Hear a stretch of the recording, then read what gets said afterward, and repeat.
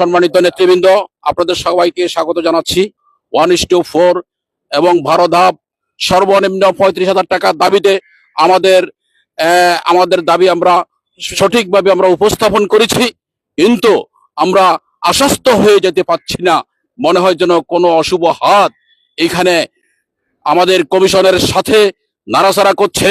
আমরা স্পষ্ট ঘোষণা করতে চাই, আগামী 15 ডিসেম্বরের মধ্যে প্রজ্ঞাপন যদি আমাদের জারি না করা হয়, সারা বাংলাদেশের সকল কর্মচারী নেতৃত্ব ঐক্যবদ্ধ হয়ে সারা বাংলাদেশের পেশাজীবীরা আমাদের সচিবালয় এবং সচিবালয়ের বাইরে আমাদের সকল কর্মচারীর জোট মত সকল কর্মচারী সংগঠন সমূহ এক ও অভিন্ন হয়ে আমরা ইনশাল্লাহ বৃহত্তর কর্মসূচি, বৃহত্তর আন্দোলন আমরা ঘোষণা করার জন্য আমরা আজকে সুস্পষ্টভাবে বলে যাচ্ছি। এবং আমরা এই আহ্বান করে কমিশনকে আহ্বান করছি, যে আবাস পাচ্ছি আমরা, কোন অশুভ চক্র যেন আপনাদের গায়ে হাত না লাগাতে পারে।